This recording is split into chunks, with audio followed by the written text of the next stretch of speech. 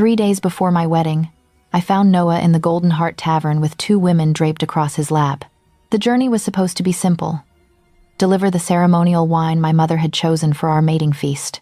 Instead, I stood frozen in the doorway, watching my future husband kiss a blonde she-wolf while a brunette whispered in his ear, their laughter weaving through pipe smoke and ale-soaked air. He saw me. Our eyes locked across the crowded room, and for one breathless moment, I waited for shame, for panic, for anything that looked like regret. He smiled, raised his cup in mock salute.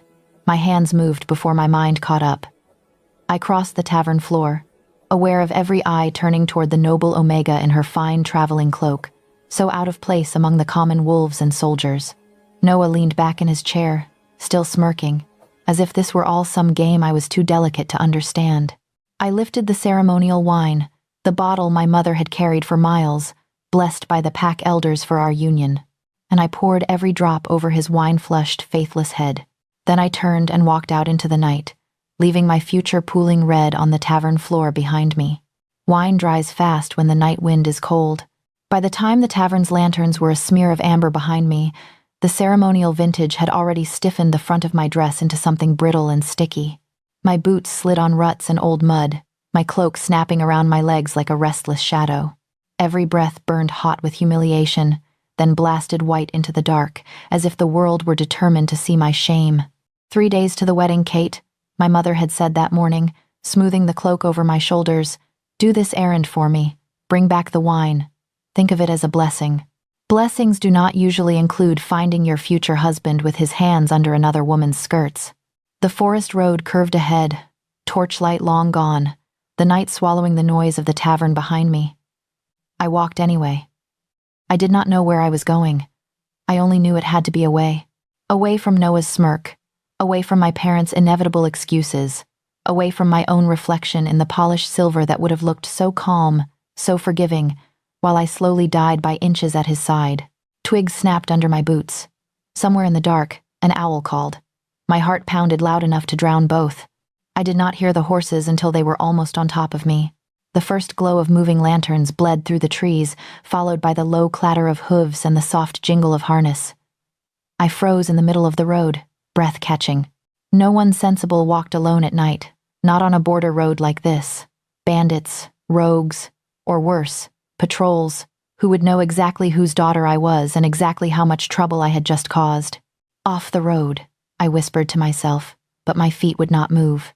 The procession emerged in a spill of light and steam. 6 riders in dark leathers, a carriage behind them, another string of pack horses tied nose to tail. Their cloaks bore the same crest, a silver wolf rearing against a field of black. Even before I saw the banner snapping in the wind, I knew whose men these were. We all grew up on the stories. The Alpha King is passing through, my father had said at supper last week, voice lined with careful neutrality. Keep your head down, girl. Do not draw attention. So, of course, I had poured wine over my mate's head in a public tavern. Hold, a voice called. The column slowed. One rider nudged his horse forward, lifting a lantern. Light spilled across the road, catching me squarely. I blinked against it, raising a hand. There, the man said, on foot. Another horse moved, hooves loud in the sudden hush. The rider who came forward did not need a crest. Power walked ahead of him in the air, the way heat walks ahead of a fire. His stallion was dark, its breath pluming like smoke, and the man on its back wore no hood despite the cold. Alexander. I had seen his face only once before, from a distance at a council gathering when I was 13 and too shy to do anything but stare at the floor. Up close, he looked sharper, like the stories had been carved down to bare truth. Strong jaw shadowed with stubble, dark hair tied at the nape of his neck, eyes so pale they reflected the lantern light. Those eyes moved over me in one slow, assessing sweep. My ruined gown, my fine cloak, the wine stains dried like old blood on my hands. Interesting, he said. My mouth was dry. I will step aside, Your Majesty. My voice came out hoarse, scraped raw by shouting back at Noah. By the way my heart had torn when no one in that tavern had stood up for me. I will be out of your way in a moment. He did not move. Where are you going, noble Omega? He asked. The last words were not mocking, but they held a kind of precision, as if he were fitting me into a pattern only he could see. Home, I lied. Home was behind me, but the word felt safer than the truth. Nowhere. In the opposite direction of your pack lands? A faint lift of his brow. At night, on foot, in a gown that smells like 6-year vintage and bad decisions. Heat flashed under my skin. With respect, my route is not your concern. It is when you are standing in the middle of my road, he said mildly. And when every wolf within 50 miles will gossip about the runaway with wine on her hands the moment I pass. There it was again, that awareness that I was not just Kate, the girl whose sisters stole her hairpins and who burned bread if left alone with the oven too long. To him, I was a symbol, a problem, a potential bargain. I straightened, fingers curling into the ruined fabric at my sides. If you intend to drag me back to my pack, do it, I said. I am too tired to argue. One of the riders behind him shifted, clearly surprised by my tone. Alexander only tilted his head, studying me. Why would I drag you anywhere without knowing what I am delivering? He asked. Tell me what happened. The words crowded behind my teeth. Noah in the corner booth. That blonde giggling into his neck. The way he had looked at me like I was the one being ridiculous. My father's inevitable sigh. My mother's careful, fixed smile. This can be worked out, Katie. Think of the alliance. Instead, I said, my mate broke his vows before he ever made them. I responded poorly. That is all. His gaze flicked to my stained hands again, then back to my face. For a moment, something like amusement touched his mouth. Poorly, he repeated. Did his face catch the worst of it? Despite myself, I felt the corner of my own mouth twitch. His hair, his lap, the tavern floor. Good aim. He let the reins slacken and leaned a little closer, not enough to be threatening, only enough that I could see the faint line of an old scar near his temple. Here is the difficulty, Kate, of noble Omega parents who will be furious.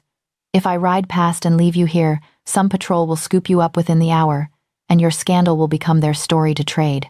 If I take you back myself, I walk into the middle of a domestic mess with witnesses who will swear I interfered. Then ride on, I said. Let someone else have the story, and waste the most interesting thing I have seen all week? His smile was brief, gone as soon as it appeared. No, I am far too selfish for that. He glanced over his shoulder. Spare horse. One of his men led a smaller mare forward. Alexander dismounted with an easy swing, boots hitting the road with a soft thud. He stood very close now, taller than I remembered, the scent of cedar and cold air clinging to him. Here is my offer, he said. Ride with us until dawn.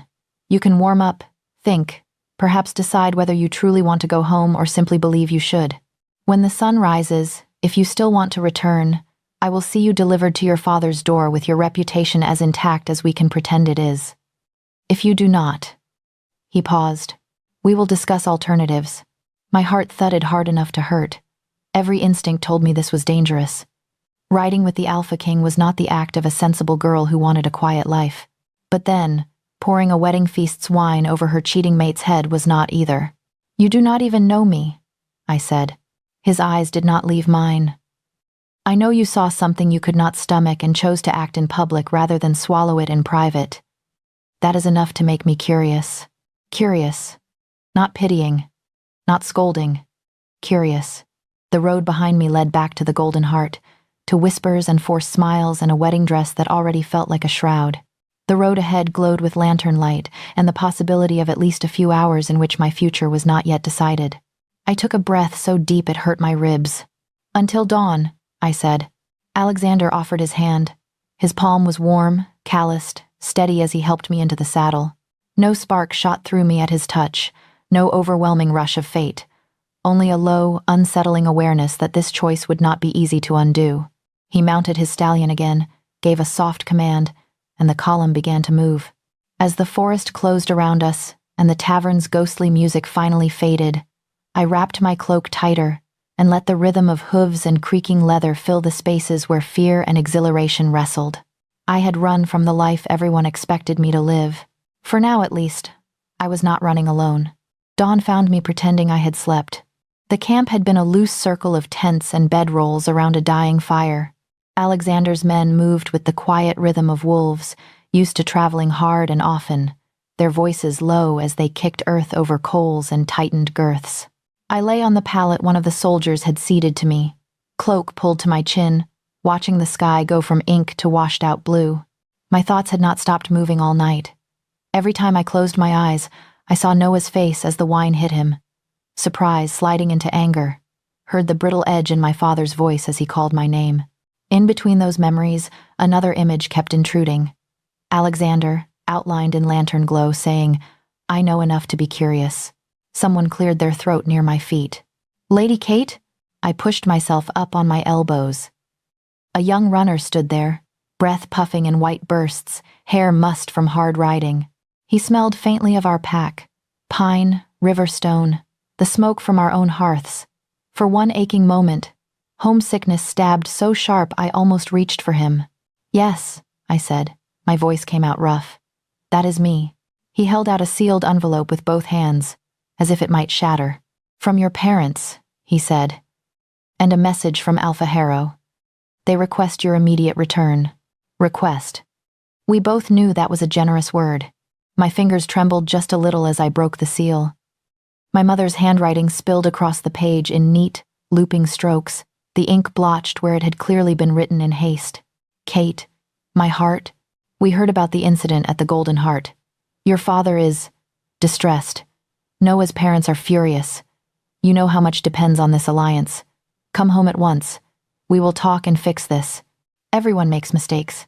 Please do not do anything else rash. You are loved. Remember that." "Mama." Beneath her words, my father's hand added a short, hurried line. "You will apologize to Noah and to his family. We will salvage this. Come now."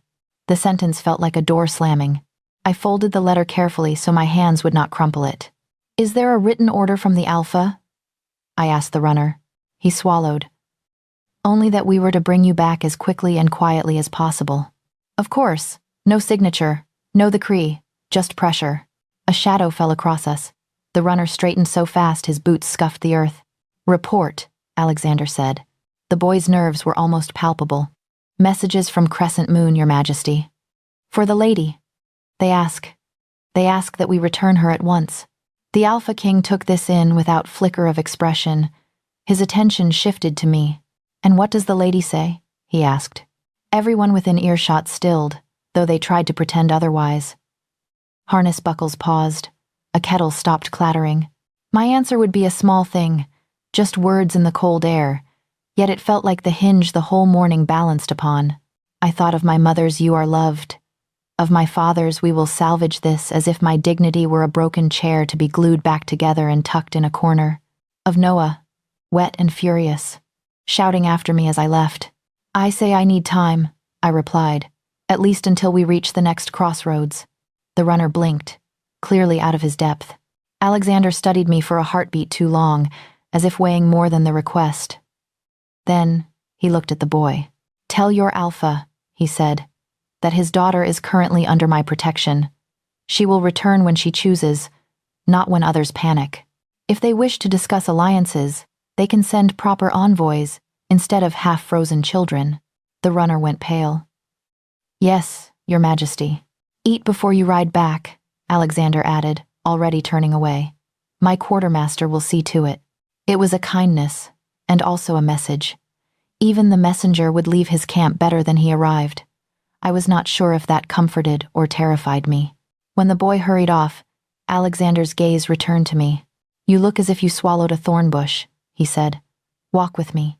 I followed him toward the edge of the camp, boots crunching over frost-hardened ground.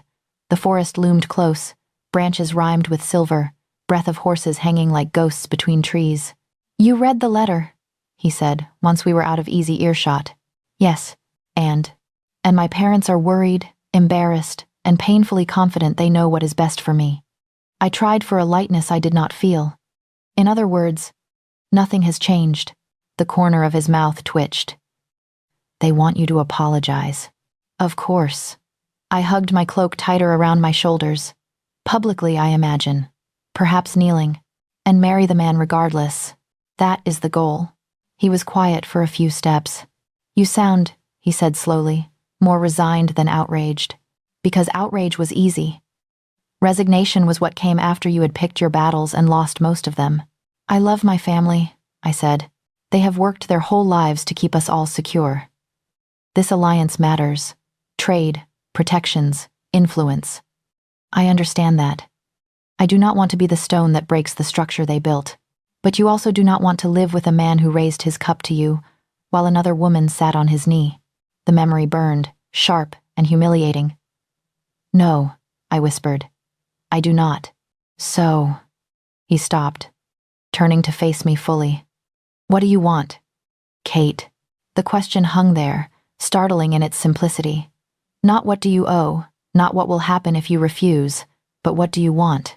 I opened my mouth, closed it. The answer had always seemed indulgent. Dangerous. Wanting things for myself felt like reaching for meat already claimed by higher-ranked wolves. I want, I said slowly, to not be the only one losing something. His brows knit. Explain. If I go back, I apologize, I marry Noah, and everyone sighs with relief. My hands had balled into fists inside my sleeves. I forced them to relax. He loses nothing. My parents lose nothing. Their alliance is intact. I lose my pride and any hope of being taken seriously when I say no. You think they will not respect you again. I know they won't, I said. They will love me, but they will not listen. He considered that.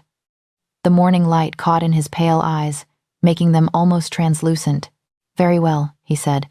You have until we reach the northern crossroads. 2 days' ride. During that time you travel with us. You watch. You think. You decide what you are willing to surrender and what you are not. A pause. And when you choose, it will be your choice, not a letter's.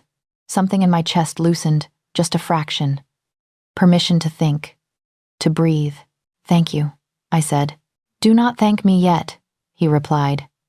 My motives are rarely pure. A runaway noble Omega who poured wine over her mate's head is useful leverage. The fact that you interest me only makes it more complicated. The bluntness stole my words for a moment. At least he did not pretend altruism. We returned to camp. Men moved aside as we passed, nodding to him, flicking curious glances at me. Alexander helped me mount the same mare as the night before. His hand at my waist was steady, impersonal, yet heat crept up my spine, where his fingers pressed through the cloak. I told myself it was only the chill of morning leaving my bones. We rode north. The day unfolded in a rhythm of hooves and creaking leather, the occasional call of birds. Alexander rode close enough that I could hear his quiet exchanges with his captains, discussions of border disputes, supply routes, minor grievances between packs. It felt like listening in on another world. One where choices were weighed in territory and grain, not just in who a girl would marry. Once, when the mare stumbled on a hidden stone, I lurched forward. Alexander's hand shot out, catching my forearm before I could slide from the saddle. His grip was firm, his thumb pressing against the inside of my wrist where my pulse leapt. Careful, he murmured. I am fine, I said, though my heart was beating too fast. I could not tell if it was from the near fall or his touch. He released me quickly, as if remembering himself. At midday, we stopped to rest the horses. A cook handed out thick slices of bread and cheese. I found a fallen log and sank onto it, stretching legs stiff from riding. My fingers still smelled faintly of old wine whenever I lifted them near my face. May I? I looked up. Alexander stood there with his own ration, indicating the space beside me. It felt absurd to deny the Alpha King a seat, so I nodded. We ate in silence for a few moments. The camp buzzed quietly around us, men joking, metal ringing as someone checked a sword's edge. The normalcy of it soothed my frayed nerves. You are quieter than last night, he said eventually. Last night I was running on anger, I replied. Today I have room to think. I am not sure that is an improvement. He tore off a piece of bread. Thinking rarely feels good, but it does prevent one from drowning. I hesitated, then asked, Do you always speak in metaphors, Your Majesty? A ghost of a smile touched his lips. Only when I have not yet decided how honest to be. And how honest will you be with me? He turned his head, studying me again with that too perceptive gaze. Honest enough, he said. You are not my responsibility, Kate. Returning you would be easier. But easy has never built anything worth keeping. I want to see what you do when given a sliver of space. A sliver, I echoed. How generous. Do not mistake me for generous, he said softly. I am selfish. If you choose differently than your parents expect, it will send interesting ripples through the packs. If you do not, I will at least know I gave you the chance. It was unnerving, being both a person and a potential move on someone else's board. Yet he was not wrong. Either way, my decision would matter to more than just my family. As we rode on through the afternoon, our horses often drew abreast. Once our knees brushed, I felt the contact all the way up my thigh. When the wind shifted, his scent reached me: cedar, cold air, something older and wilder beneath. My wolf, usually quiet and biddable, lifted her head in hesitant interest. Not lightning, not an overwhelming pull, just an awareness, low and steady, like the first roll of distant thunder. Late in the day, clouds thickened, turning the light flat and gray. We paused to adjust cloaks. A gust of wind snapped mine wide. I fumbled with the clasp. Before I could catch it, Alexander stepped closer, fingers closing over the fabric near my throat to steady it. His knuckles brushed bare skin. Heat skittered across my chest, entirely disproportionate to the touch. Hold still, he said, eyes on the clasp. His voice had gone a shade deeper. I obeyed, not trusting my own hands. When he finished, neither of us moved for a heartbeat longer than necessary. Then he stepped back, clearing his throat. Storm coming, he said briskly. We will make camp earlier than planned. Of course, I answered, as if my heart had not just stuttered in my chest. That night, as I lay on the bedroll again, listening to rain begin to patter on canvas, my mother's letter burned in my memory. So did Alexander's question. What do you want? I did not have a complete answer yet. But as the wind howled outside and the camp settled into restless sleep, I knew one thing with aching clarity. For the first time in my life, I wanted the choice to be mine. By the time the stronghold rose out of the mist, my spine ached from the road and my thoughts ached from indecision. Thornkeep, or whatever name the locals used in hushed tones, was less a castle and more a stone beast crouched against the mountains. High walls, narrow windows, towers like watching eyes. The gates groaned open as Alexander's party approached, wolves in human form lining the courtyard, heads bowing as he passed. Beside him, on my smaller mare, I felt like a smudge of wrong color on a finished painting. Remember, he had said before we rode through, voice low enough that only I could hear. You are a visiting noblewoman from the southern valleys. They will not question it as long as you do not flinch at the lie. I am an excellent liar when required, I had replied, though my heartbeat did a betraying little stutter.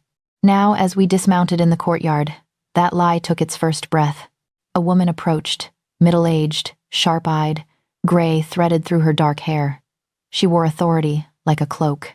Your Majesty, she said, bowing. Welcome home. You have brought a guest? Alexander's hand came to the small of my back, barely a touch, just enough to guide me forward. Lady Kate of the Southern Rivers, he said. She will be staying as my guest for a time. Her gaze flicked over me, quick and assessing, lingering on my traveling cloak, my worn boots, the way I resisted the urge to twist my hands.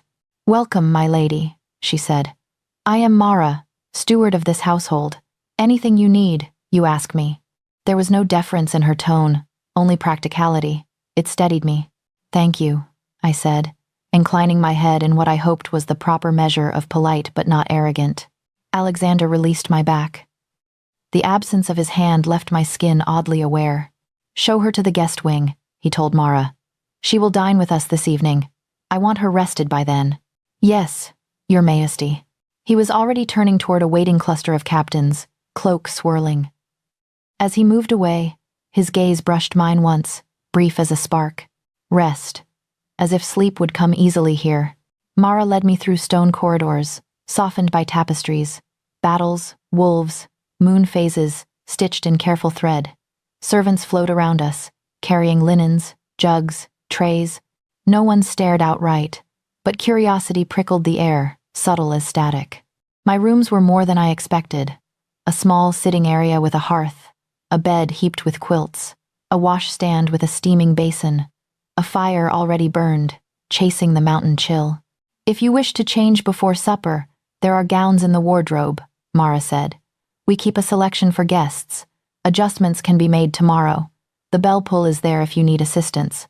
She turned to go, then paused. "Forgive the question, my lady," she said, "but are you in some kind of trouble?" My heart stuttered. "Why would you ask that?" "Because the Alpha King does not bring strangers home on a whim," she said matter-of-factly. "And because you look like someone who is waiting for something unpleasant to catch up." Honesty warred with caution. In the end, I offered a thin sliver of truth. "I had an argument with my intended," I said. "My parents would prefer I apologize and pretend it never happened. And you?" "I would prefer not to." Her eyes softened, just a fraction. "Then rest, Lady Kate. The world will still be demanding things of you by morning." When she left, I exhaled so hard I swayed. Alone at last. The gowns fit too well to be coincidence. Simple, high-waisted dresses in deep colors. When I chose one of dark green and laced it myself, I caught my reflection in the small mirror above the washstand. I looked like a version of myself that might have existed if I had been born in a different pack, with different parents and no Noah. The thought was both comforting and cruel. Supper was held in a long hall, lit by sconces and a great hearth. Alexander sat at the head of a moderately sized table, not the distant throne-like setup of my own Alpha's feasts. Doors had been left open to the wider hall, where lower-ranked wolves ate and drank at their own tables, noise and warmth spilling in. Mara guided me to a seat at Alexander's right. To his left sat a dark-skinned man with laugh lines at the corners of his eyes, a warrior's build, and a relaxed, assessing gaze. "This is Rianne, my battle captain," Alexander said as I took my seat. "Rianne, Lady Kate." "An unexpected pleasure," Rianne said, nodding. Across from us, a compact woman with ink-stained fingers and sharp cheekbones gave me a brief smile. "And that is Lysa, my advisor on matters of law and treaties. Welcome." "Lady Kate," she said, "we rarely get visitors who are not here to argue." "Give her time," Alexander murmured. "She may yet argue." It was a joke, but something about the way his eyes glinted made my stomach flip. The meal was hearty and simple. Roasted meat, root vegetables, fresh bread. Conversation flowed around patrol rotations, a minor border dispute between two neighboring packs, the repair of a collapsed bridge. I listened more than I spoke, learning the rhythms of this place. At one point, two young wolves at the far end of the inner circle table began muttering hotly, voices rising. "It was my turn," one snapped. "You were late," the other shot back. "You always are. I am not losing a prime patrol slot because you cannot haul yourself out of bed." Alexander's attention shifted that way, but he did not intervene at once. Instead, his gaze slid to me, thoughtful. "This is what you do, is it not?" he said quietly. "Soften tempers, mediate." My cheeks warmed. Among my own, yes. Strangers may not care to hear my opinion.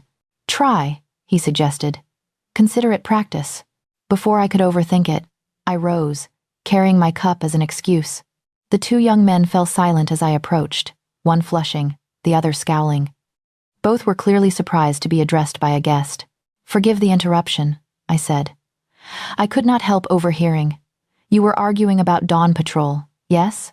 "It is nothing, my lady," the scowling one said. "We will sort it out. Probably by bloodshed," the other muttered. I hid a smile. "In my pack?" I said. "We have a simple rule for this. If two wolves want the same slot, the one who was late gives the choice to the one who was on time. But the one who was on time owes the other a favor later, one they can call in when they are the one running behind. It keeps grudges short." They exchanged a glance. "That is not unfair," the on-time one admitted. The late one huffed. "You would make me owe him a favor? I would make you both owe each other the courtesy of an occasional mistake," I said gently. "Unless you plan to be perfect for the rest of your lives." A reluctant smile tugged at his mouth.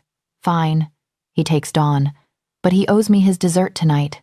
"Done," the other agreed. The tension bled away. They returned to their plates. As I walked back to my seat, I felt Alexander's gaze like a tangible weight.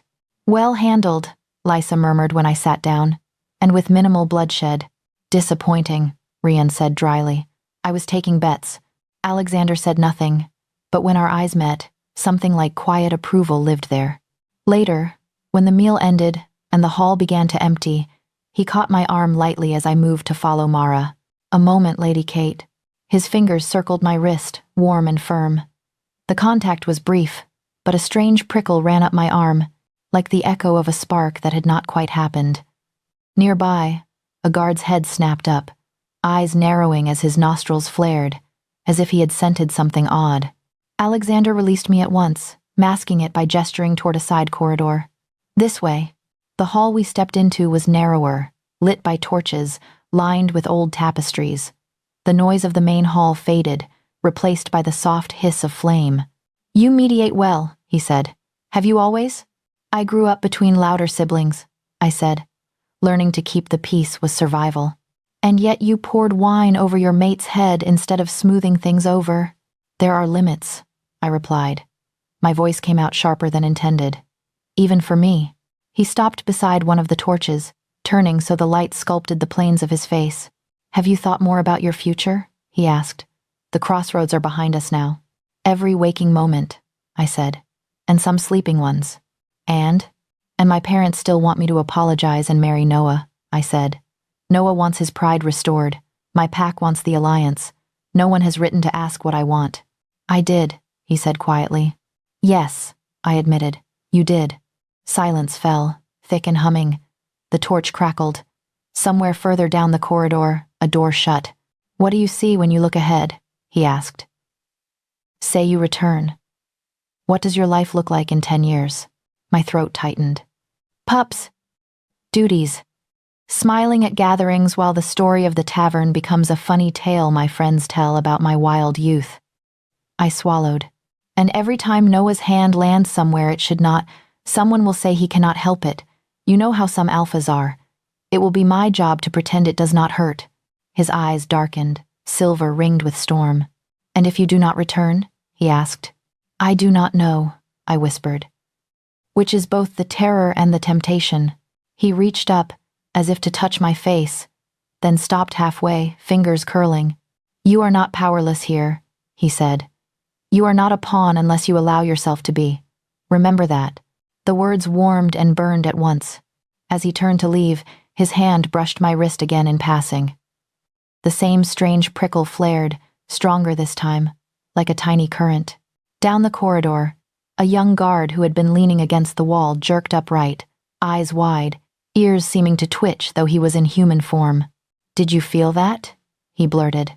Alexander's gaze flicked to him, cool and warning. "Feel what?"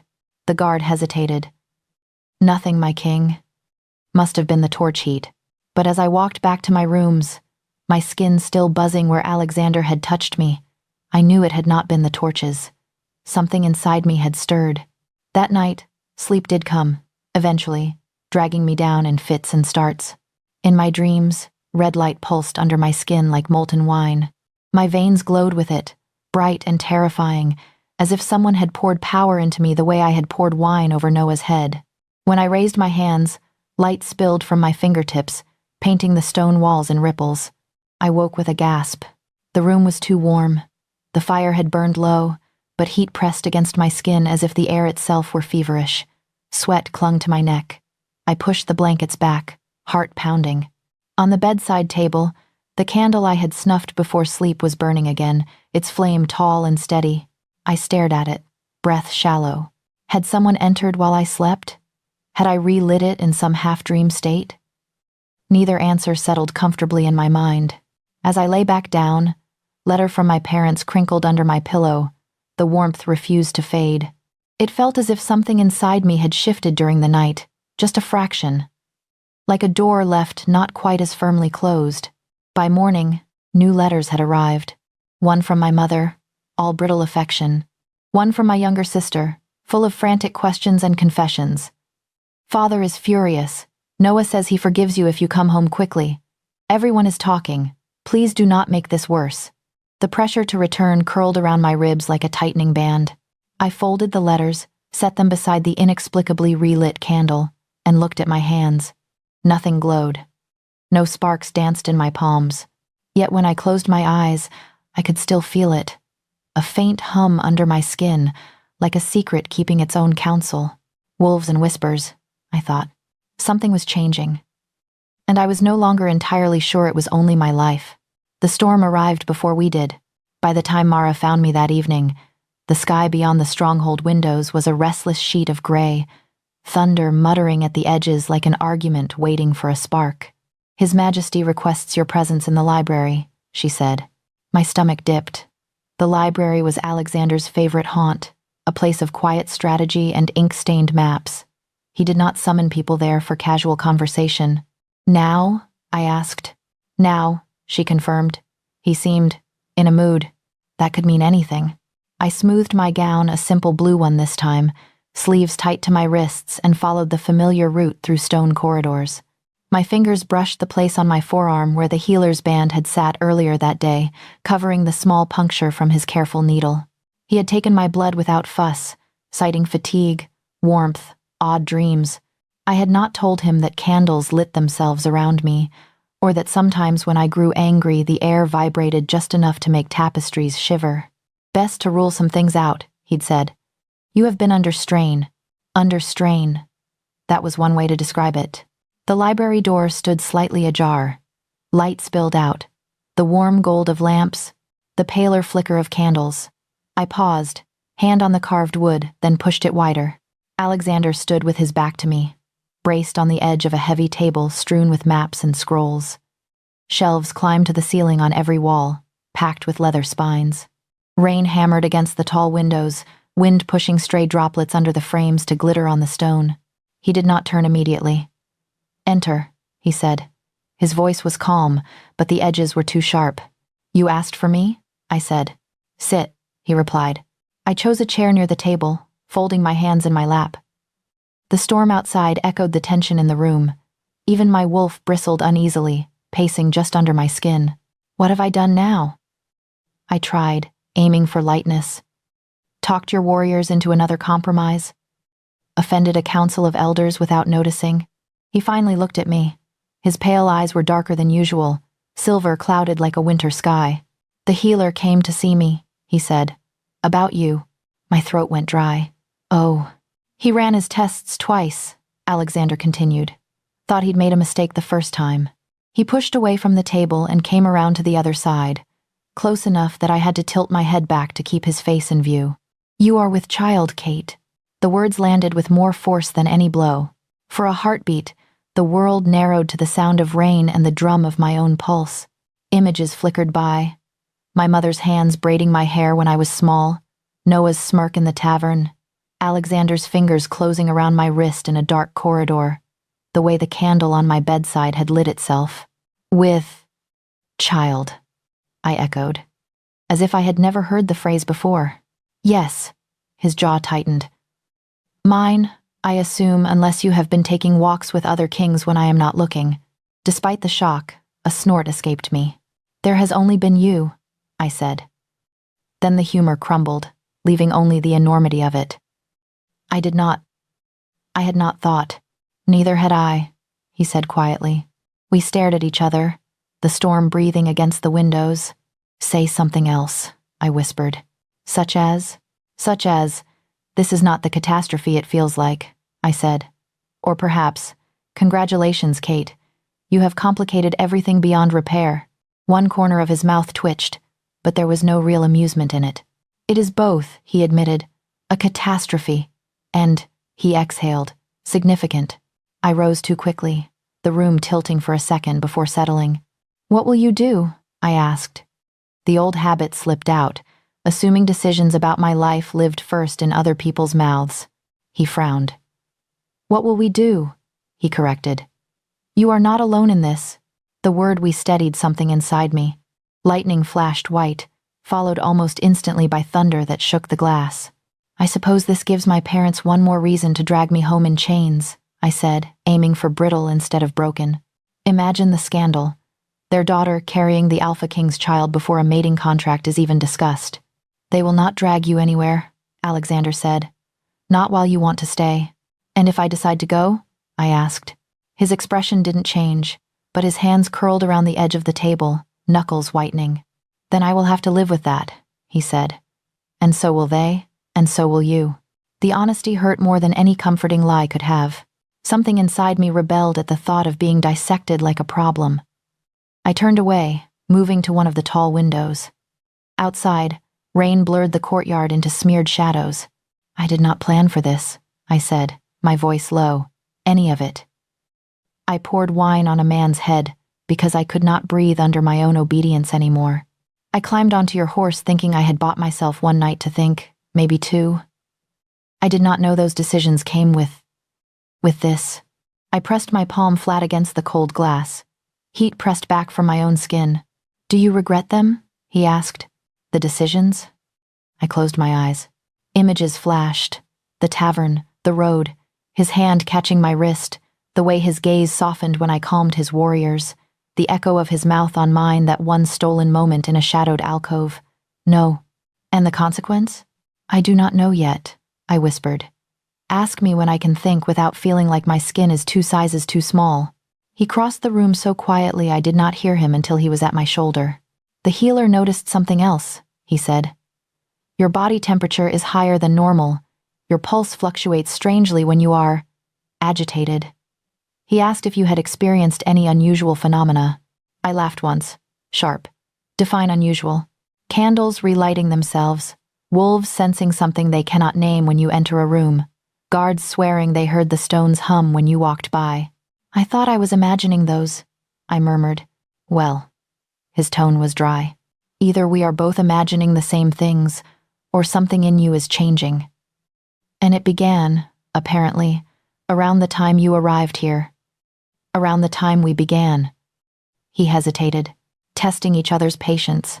Lightning forked again, illuminating our reflections in the glass. His tall, dark shape, my slighter figure, eyes too bright. Say it, I said. Around the time we started touching, color flared along his cheekbones. Yes, he said. Around then. Silence stretched, filled with rain and the low rumble of thunder. The library's lamps flickered under some stray draft. It is not just your child I fear for, he added softly. Power emerging without control tends to end badly for the vessel, not just those around them. The vessel, I repeated. That is one way to describe the woman carrying your heir. His jaw flexed. You know that is not what I meant. I know, I admitted. But it is hard to ignore the implication when everyone keeps talking about what this means for pacts, for alliances, for magic. Less so about what it means for my ribs, and spine, and life. His eyes darkened. Then let us talk about that. He stepped closer, so close the heat of him bled through the thin fabric of my sleeve. His hand lifted, hovering near my cheek, then curled into a fist. You are shaking, he said. Probably from all the metaphors, I said weakly. From fear, he countered. Of what? Me, them, yourself? Yes, I said. All of the above. The honesty pulled something taut between us. For weeks we had danced around it. The pull that was not lightning but a steady, insistent tide. The near misses in corridors. The way my wolf pricked her ears when he entered a room. Duty versus freedom, he said quietly. That is our argument, is it not? You want to choose yourself for once. I want to keep my territory stable and my people safe. And now there is something inside you that may threaten both those aims. I never asked for that, I whispered. Neither did I ask for a mate who throws wine and changes the air, he said. Yet here we are. The word mate hung between us, heavier than it had any right to be. Lightning hit close enough that the glass rattled in its frame. The lamps guttered. One went out entirely before flaring to life again, brighter than before. We both looked up. See? I said shakily. Unusual phenomena. Kate, he said. I turned to him, already knowing it was a mistake. He was closer than I had realized, breath brushing my lips, eyes fixed on my face as if searching for something written there. The tension that had been building since the road, since the first time his fingers circled my wrist, snapped taut. This is a bad idea, I murmured.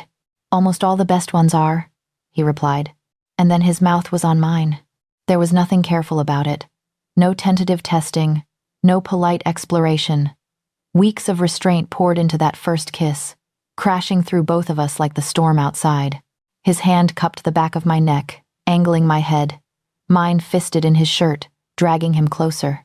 Heat surged under my skin, racing along my veins, pooling where his body pressed against mine.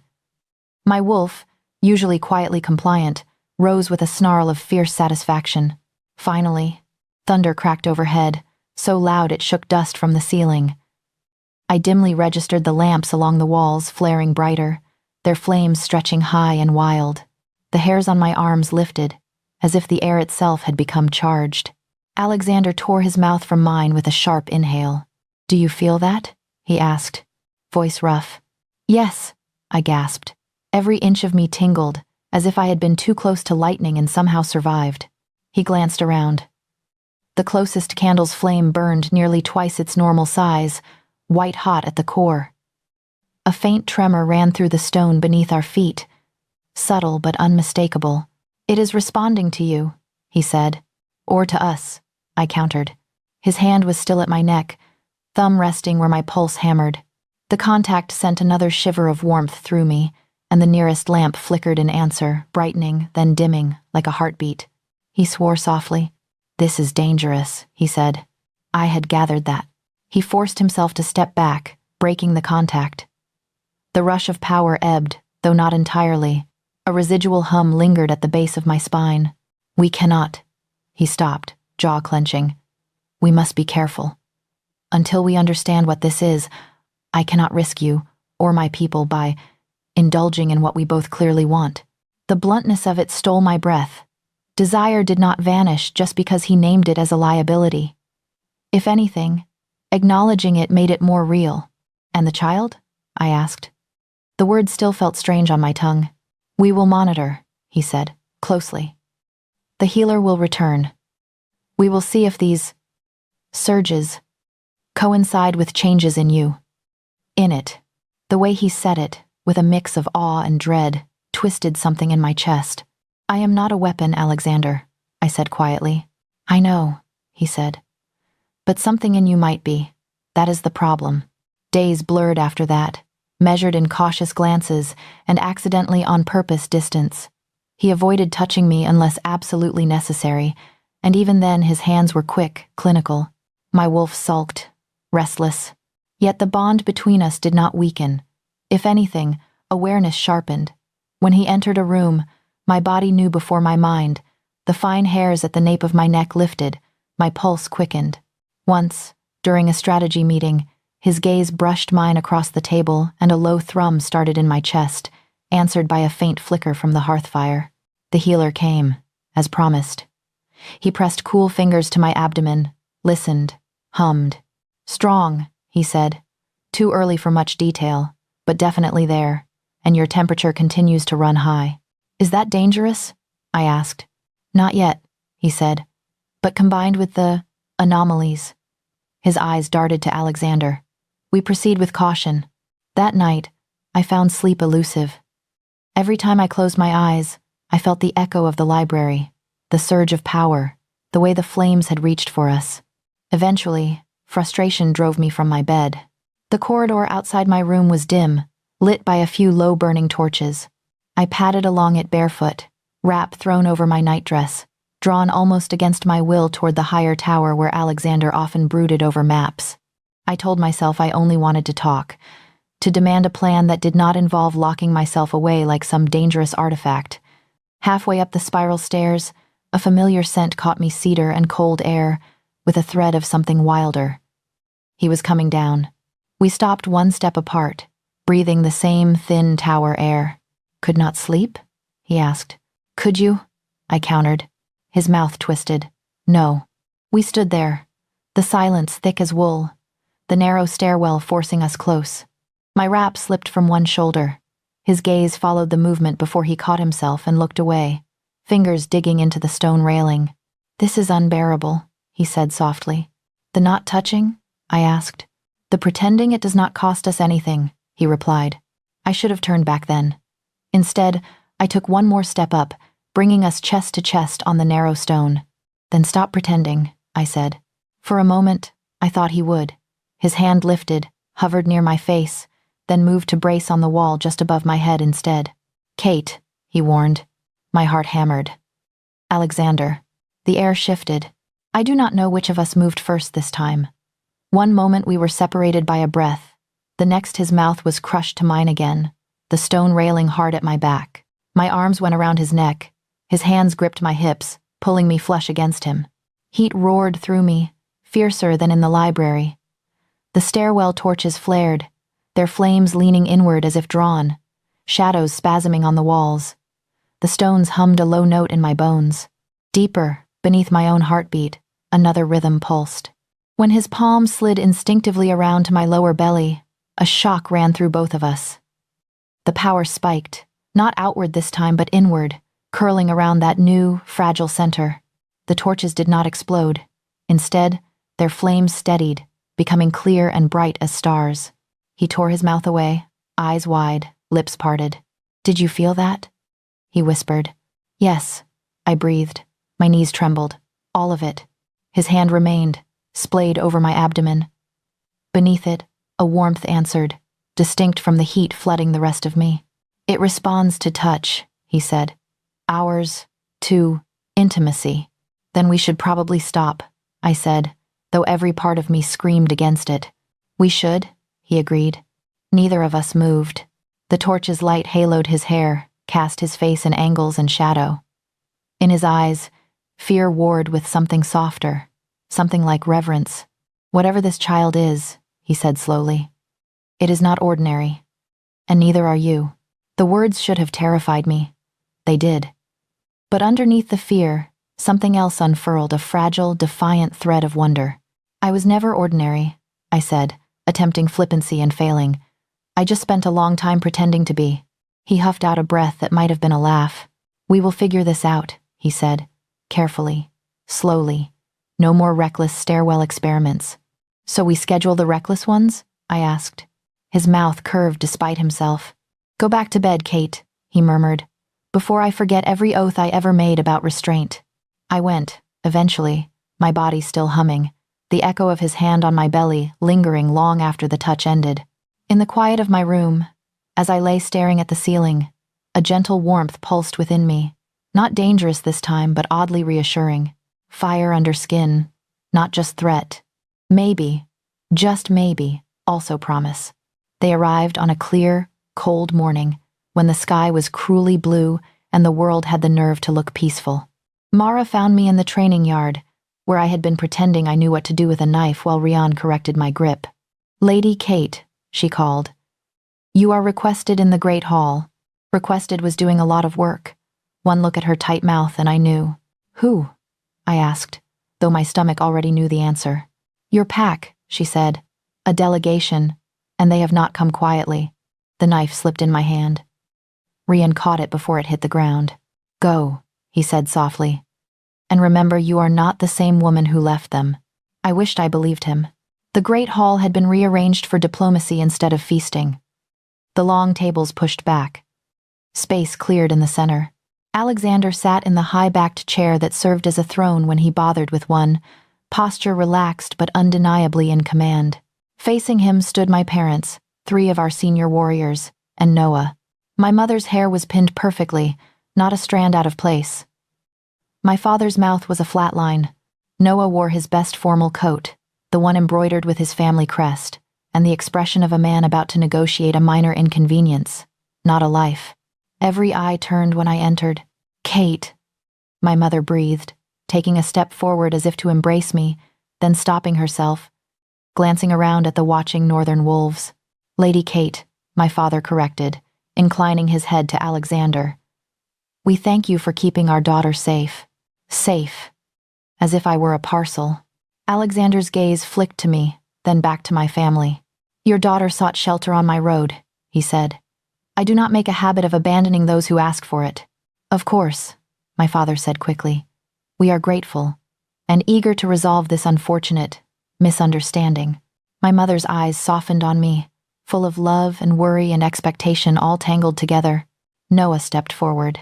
He had the grace to look contrite, though I could not tell how much of it was practiced. "Kate," he said, "you look well." "You look dry," I replied before I could stop myself. Color climbed his neck. "I deserved that," he said. "I deserved worse. I am sorry, truly. I drank too much. I was stupid. It meant nothing." Stupid, nothing. Words meant to minimize, to smooth. "And the woman in your lap?" I asked. "What did she mean?" His jaw tightened. "A mistake, one I will not repeat." My father cleared his throat. "We are not here to rehash tavern gossip," he said. "We are here to restore what was damaged before it grows into something irreversible." By restore, he meant erase. Alexander had been quiet, watching. Now he spoke, voice mild. "And what exactly do you propose?" he asked. "A discreet resolution," my father said. "Our daughter returns with us. She acknowledges that her actions at the Golden Heart were impulsive, driven by emotion but not reflective of her true intentions. She offers a public apology to Noah and his parents. The mating proceeds as planned. The alliance stands. No one need lose face." Noah nodded, seizing the script. "I am willing to forgive," he said, "to put this behind us. I know you, Kate. You are not like that. You lost your temper. But we can fix this." "We," I repeated, "by which you mean I apologize and you accept." He smiled, as if I had just proven his point. "You have always been quick-tongued," he said. "It is one of the things I enjoy about you. But certain things are better handled quietly." My mother stepped closer, fingers twisting in her skirts. "Please, Katie," she murmured. "Think of what is at stake. The hunter trade routes, the border patrol agreement, your sister's future matches. One moment of anger should not ruin so much." I felt that last sentence like a knife. One moment. As if the tavern had been the whole story, not the splinter finally breaking skin. "And what does Lady Kate want?" Alexander asked. The room stilled. My father frowned, as if the question were slightly ridiculous. "She wants what is best for her family," he said.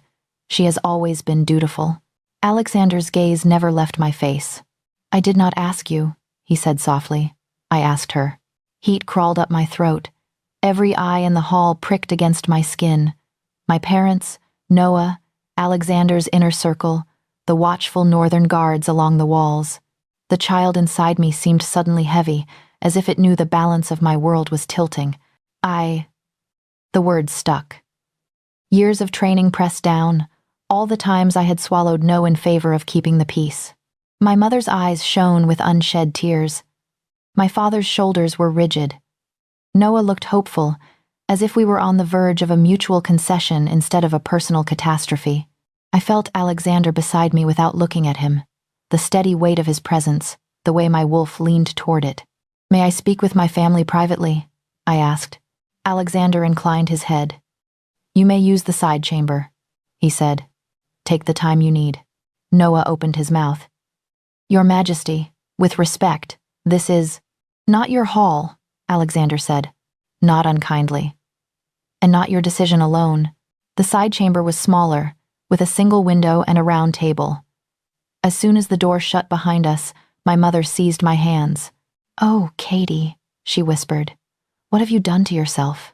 The question stung because I had been asking it in my own head for days. "What have I done?" I echoed. "I caught my future husband in a tavern with another woman draped over him like a shawl. I refused to pretend it was nothing." My father's mouth tightened.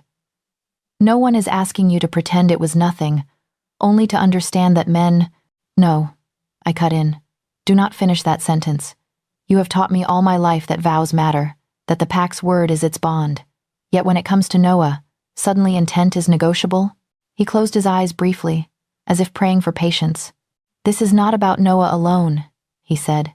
"This is about us, about your sisters, your cousins, everyone who depends on our standing. The hunters are powerful. Offending them puts many at risk. And what about the risk of me tying myself to a man who has already shown me what he thinks my forgiveness is worth?" My voice shook. "Do I not count among the people you are supposed to protect?" My mother flinched. "You do," she said, voice thick. "You are our first concern. But there are ways to protect you that do not involve defying every expectation. Noah has promised." "Promised what?" I asked. "That he will never again be alone in a room with wine and women? How generous." Noah spread his hands, exasperated. "I am trying, Kate," he said. "I am here, humbling myself, in front of another alpha, no less. I was wrong. I was stupid. But marriages survive worse than a tavern flirtation. You are blowing this out of proportion. You are the one who thinks midnight kisses with strangers are small," I said. "Do you intend to check with me before you decide what counts as serious?" He stared at me, something hardening behind his eyes. "What do you want?" he asked. "Truly, because it sounds like nothing I can give will be enough." Honesty rose in my throat, hot and dangerous. "I want to be with someone who is afraid to lose me," I said. "Not someone who is only afraid to lose the alliances I represent." Silence crashed down. My parents exchanged a look, full of grief and calculation. "You have changed," my father said slowly. "I have stopped pretending," I corrected. My mother's eyes filled. "If you walk away from this," she whispered, "you do not just walk away from Noah. You jeopardize all of us. Do you understand that, Katie?" "Yes," I said. "That is why this hurts so much." A knock sounded at the door. Mara's voice came through, discreet. "Lady Kate, the Alpha King wishes to know how much longer you will require." "Tell him," I said, never taking my eyes off my parents, "that we will return shortly." Her footsteps receded. Noah straightened his coat. "I will say this once more," he said. "Come home. We will stand together, you and I, and make this appear as a youthful misstep. In time, people will forget. If you stay here, you will be the girl who defied her pack and climbed into another alpha's bed. You will never escape that story." I thought of Alexander's hand on my belly, the way the torches had steadied when we touched, of the fire that answered him, and only him. "I am already that girl," I said quietly, "whether I stay or go." When we returned to the great hall, my legs felt like they belonged to someone else. Alexander rose as we approached. His face was unreadable, the careful, neutral mask of a king who had seen too many dramas play out on stone floors. "Well?" he asked. My parents looked at me.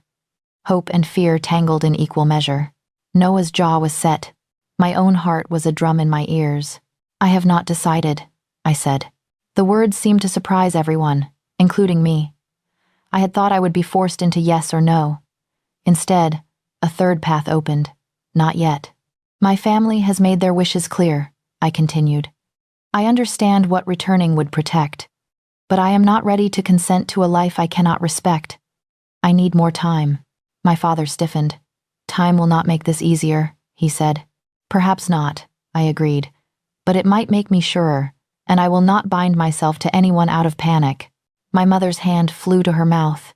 Noah's eyes flashed, equal parts anger and wounded pride. Alexander's control, which had been so steady, cracked just a little. Only because I knew him now could I see it. The slight unclenching of his shoulders, the way his breath left him as if he had been holding it. He inclined his head to my family. "You have my assurance," he said, "that Lady Kate will not be coerced here. You may remain as guests for a few days while she thinks, or you may return home and await her decision there." My father's voice was tight. "We will stay." "Very well," Alexander said. "Mara will see to your rooms." As the delegation filed out, my mother brushed her fingers over mine, a silent plea. Noah did not look at me. When the hall finally emptied, leaving only Alexander and a few distant guards, the silence felt cavernous. "You surprised me," he said. "I surprised myself," I admitted. He descended from the dais, stopping a few paces away. For once, he did not bother with distance. The bond between us hummed, raw and exposed. "I meant what I said," he told me. "If you choose to go, I will not stop you. I will not drag you back or undermine your name.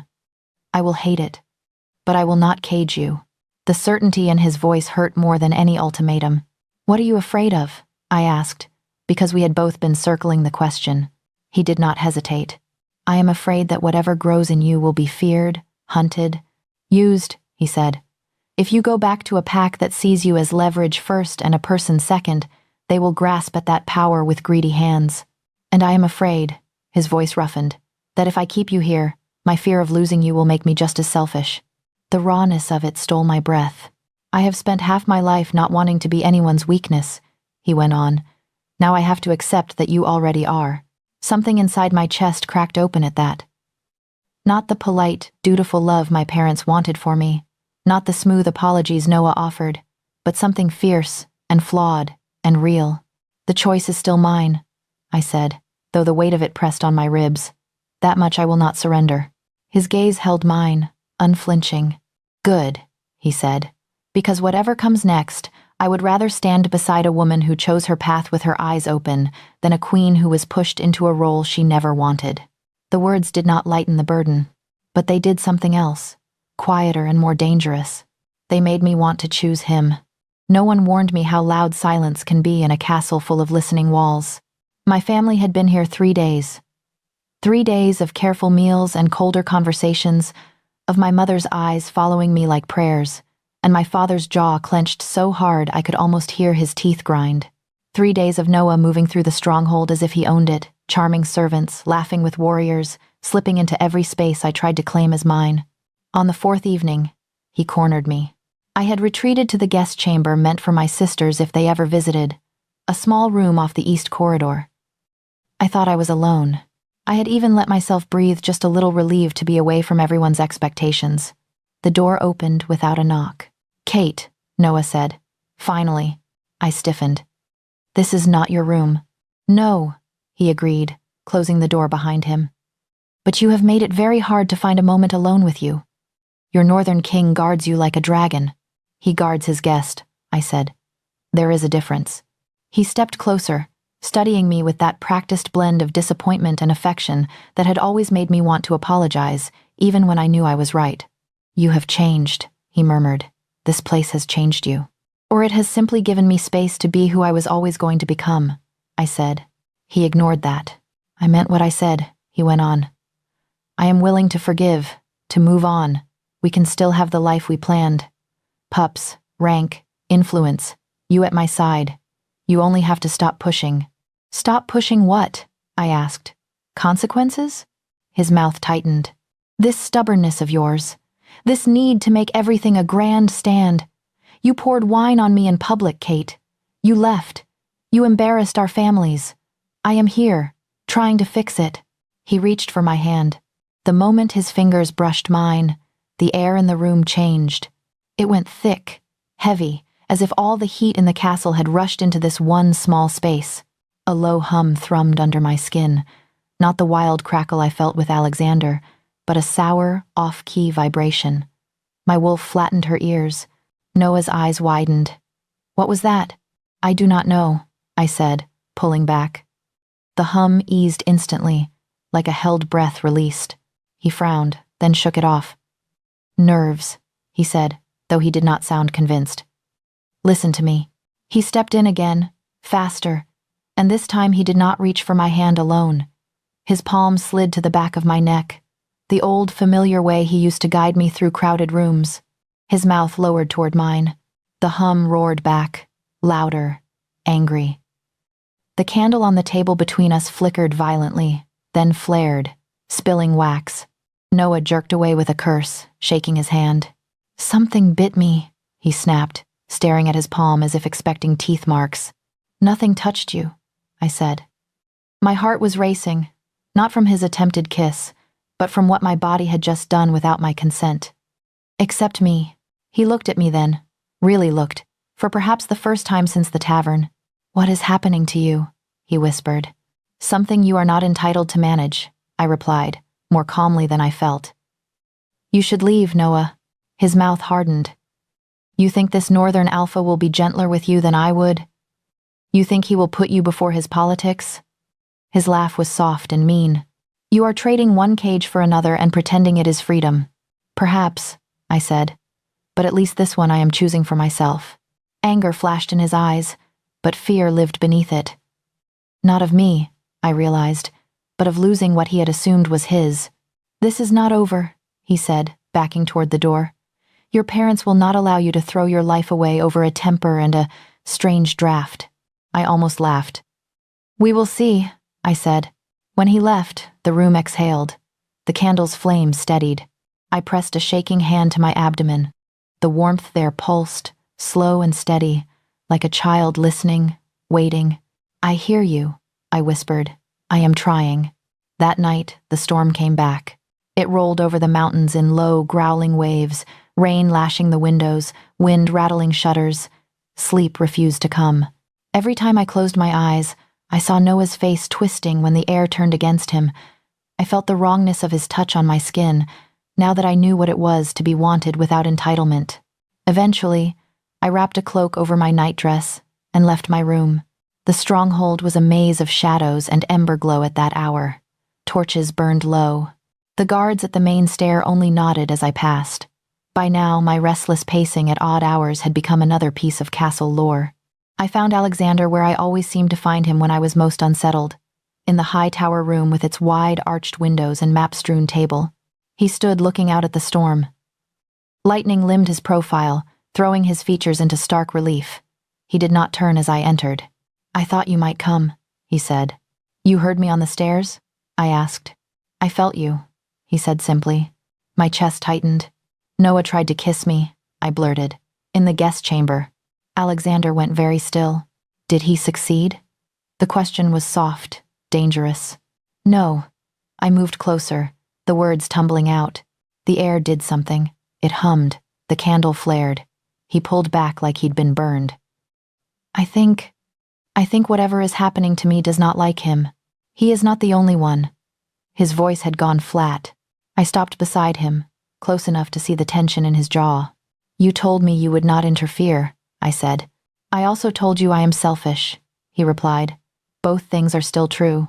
We stood there, watching the rain carve silver lines down the glass. Lightning flashed again, bathing the room in white for a heartbeat. "I am tired," I said suddenly, "of being weighed, measured, negotiated over, of everything I am becoming being turned into someone else's strategy. My parents want my apology. Noah wants his reputation. The Packs want their alliance. I want you alive," he cut in. "And mine. In that order, though some days the order blurs." The honesty stole my breath. "This power," he went on, gesturing vaguely toward me, "answers when I touch you. It calms when you feel safe. It recoils when you are threatened. Whatever it is, it ties you to me more than to anyone else. That terrifies me, and I still do not want to let you go." Silence stretched, thick as the night outside. "I am afraid too," I whispered. "Of what choosing you will cost my family. Of what staying with them will cost me. Of what this child will be. Of what I will be. Standing beside a king when I was raised to stand behind a beta." His hand lifted, fingers hovering near my cheek. "Come here," he said. I went. The first touch was not a kiss. It was his palm resting against my spine, warm through the thin fabric, the pressure steady. My body recognized him with a startling sense of rightness. The hum inside me rose, not wild, not out of control, just present, like a familiar song turned up. "Last chance to run," he murmured. "I ran already," I said. "This is me stopping." His mouth found mine. This time there was no violence to it, no crash like in the library. The storm outside raged, but inside the tower the air folded around us, soft and thick. Heat poured through me where his hands slid up my back, along my ribs, down to my hips. The power answered, yes, but not with flaring flames and shaking stones. It curled around us in a kind of hot, luminous cocoon, brightening the room without burning it. Candles along the walls brightened, but their flames stayed tight, controlled, stretching toward us like flowers to the sun and then settling. My skin tingled everywhere he touched, and underneath it all, the steady, grounded warmth at my core pulsed in time with our hearts. We moved to the wide couch near the maps, losing awkwardness in shared urgency. Clothes became obstacles, removed with muttered curses and broken laughter. His hands were careful over my belly, reverent even now. The way his expression shifted when he felt the answering heat there almost undid me. "You are sure?" he asked, voice ragged. "I am choosing," I said. "This. You. Us. No one else gets to name it." After, we lay tangled in the dim glow of candles that seemed in no hurry to gutter. My skin still hummed, but it was a low, content vibration now, like embers banked under ash. Alexander's hand rested over my stomach. Beneath it, that inner warmth pulsed, stronger than before, but contained. "It is calmer," he said. "So am I," I answered. He turned his head to look at me. "It responds to how you feel," he murmured. "When you were frightened with Noah, it lashed out. Here. With me." He trailed off, as if embarrassed by the implication. "Here I feel safe," I said, and claimed, "On my terms." His eyes darkened. "Then gods help anyone who tries to take you from me." The final meeting with both families came the next day. We gathered in a smaller council chamber this time, around a circular table. My parents, Noah, Alexander, Rian, and Lysa as witnesses. The air felt thick with expectation. My father began, as he always did. "Have you reached a decision, Kate?" he asked. "Yes," I said. Every head turned. Noah leaned forward. "And?" I folded my hands on the table. They were steady. That felt like a victory. "I will not return to marry you," I said. The words left my mouth without tremor. My mother flinched as if struck. My father went white, then red. Noah's face shuddered. "Is this about him?" Noah jerked his chin toward Alexander. "You have known him a handful of weeks. Me. You have known for years. This is about me," I said. "For once. About the fact that I cannot build a life on pretending that what you did does not matter. If I marry you now, after all this, I teach everyone, including myself, that my boundaries are decorations, not walls. You are willing to throw away everything we built for one mistake," he said bitterly. "I am unwilling to spend the rest of my life teaching you that you can hurt me without consequence," I replied. "That is not a partnership. That is a slow erosion." My father found his voice. "You are condemning us to years of strained trade, to possible conflict. I am refusing to be a solution you trade like a crate of grain," I said, meeting his eyes. "You taught me that honor matters. I am holding you to your own lessons." My mother's tears fell silently now. I ached to comfort her. But I could not do it by sacrificing myself. "I love you," I told them both. "That does not mean I owe you my future." Noah pushed back his chair, bitter laugh cutting the air. "Congratulations, Your Majesty," he said to Alexander. "You have stolen yourself a very principled problem." Alexander's expression did not change. "I offered her a choice," he said. "She took it. No one steals what walks willingly." Rian's mouth twitched. Lysa watched me with a considering, almost approving gaze. My father sagged, some fight leaving him. My mother reached for his hand. "This is your final word?" he asked me. "It is," I said. "I will visit when tempers cool. I will help where I can. But my life will not be written against my will." The silence that followed was heavy, but it was honest. When my family finally left, the echo of their footsteps lingered long after the doors closed. In the quiet that followed, Alexander stood beside me, not touching, just present. "You chose," he said. "I did," I answered. "And not because of magic, or bonds, or power," he added. "Because I am tired of living on lies," I said. "For once, I want a truth that does not poison me every time I taste it." He reached for my hand then, fingers threading through mine. "Then we will build one," he said. "Flawed, dangerous, ours." The power under my skin pulsed in agreement, warm and bright, like a flame that had finally found the hearth it wanted to burn in. Scandal, it turns out, does not leave. It lingers in doorways and echoes in the spaces between words. My family's delegation rode out at dawn 2 days after my refusal. The courtyard was all chilled air and stiff farewells. My mother hugged me so tightly my ribs protested, whispering, "I love you, I love you, I love you," into my hair like a spell that might bend my decision backward. My father's embrace was brief, his pride too wounded to allow more, but his hand shook when it landed on my shoulder. "Do not stay away forever," he said. It was not forgiveness, but it was a crack the future could slip through. Noah did not attempt to touch me. He bowed, precise and shallow. "I hope he is worth what you have burned," he said. "I did not set fire to my life," I answered. "I stopped letting you hold the matches." He rode away without looking back. The gossip that followed traveled faster than horses. Messages came from neighboring packs, some cautious, some curious, a few quietly admiring. I became a story. The noble Omega who refused her arranged mating, the woman who walked into the Alpha King's stronghold and did not walk out again. My siblings' letters arrived hidden in more respectable correspondence. From my younger sister Elin, "You are mad and wonderful." Father stomps around like a storm cloud, but I heard him tell Mother last night that at least you did not lie.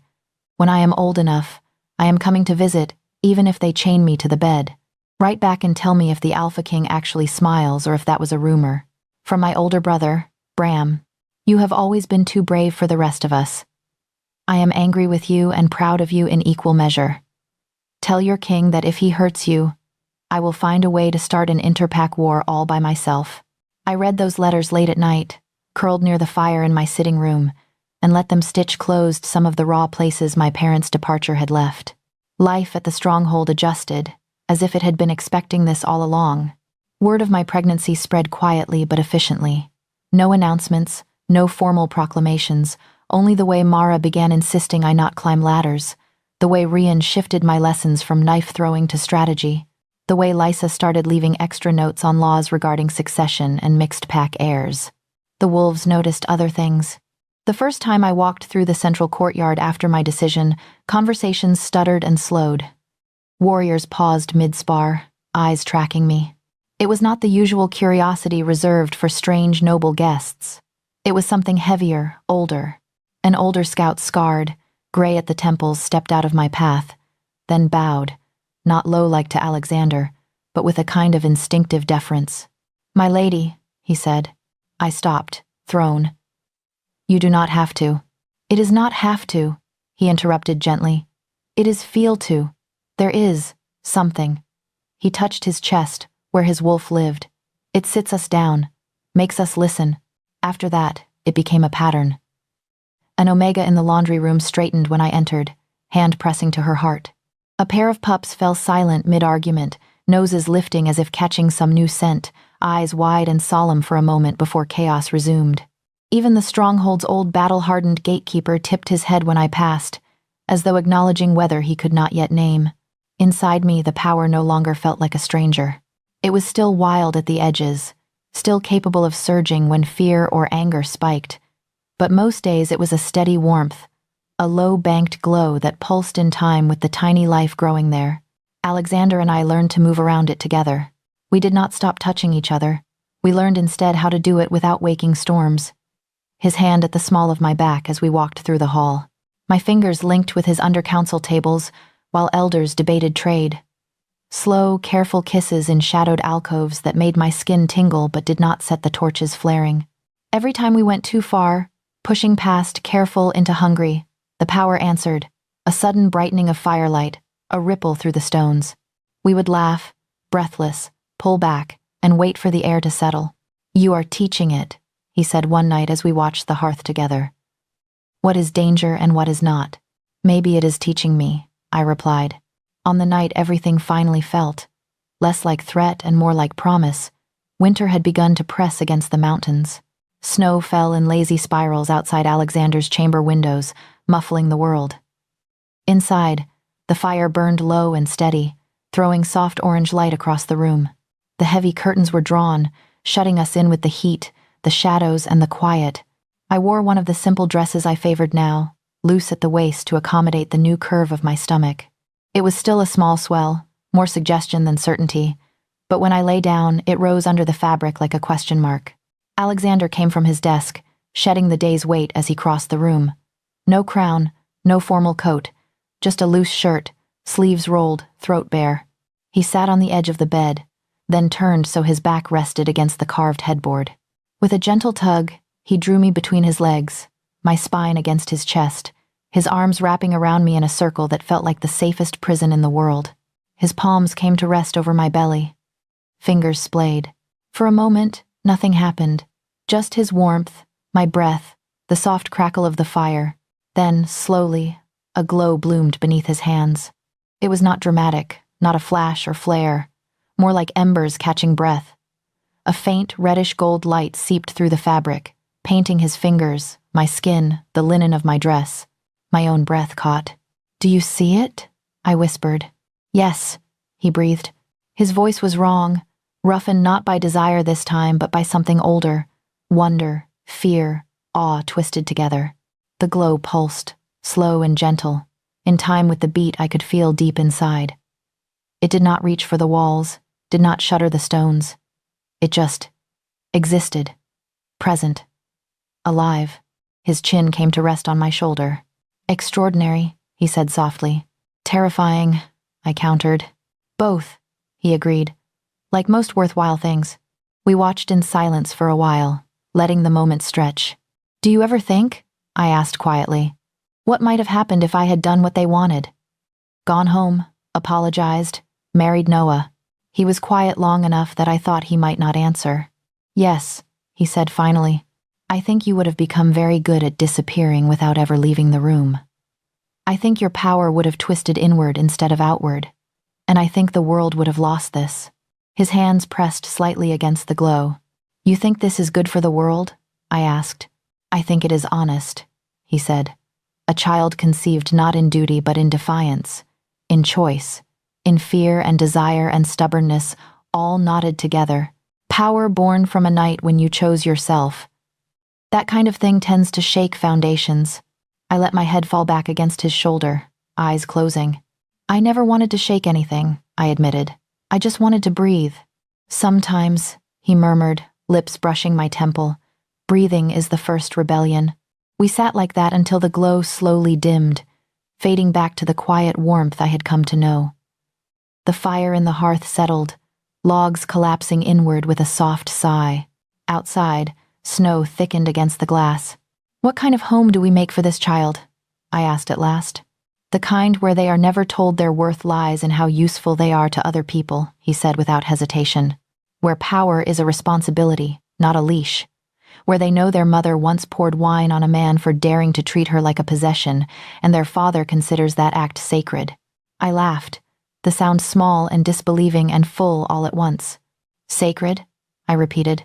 "The night you refused to be less than you are," he said. "Call it whatever word you like. I am grateful for it." I thought of the tavern again, the sticky floor, the smell of ale, Noah's smug cup raise, and for the first time, the memory did not sting. It felt like the hinge of a door I had stepped through and never intended to close. "We will make mistakes," I said. "With them, with each other." "Undoubtedly," he replied. "But they will be our mistakes, not the ones our parents handed us like heirlooms." He shifted, pressing a kiss to the side of my neck, then another to the place where my jaw met my ear. "Sleep," he murmured. "The world will be loud again tomorrow." For now, though, the storm had passed. The scandal remained in whispers and sidelong looks, but it no longer owned the center of my life. That belonged to this quiet room, this stubborn king, this strange, luminous child pulsing under my skin like a secret sunrise. I closed my eyes and let myself believe that we could shape a home from this, out of stone and stubbornness, and the memory of wine running red over a man who had never really seen me. And because this story is not just mine, I want to ask you, listening to it unfold, where are you watching from right now? And what has been your favorite moment so far, the wine in the tavern, the first crackle of power, or this quiet glow in the dark?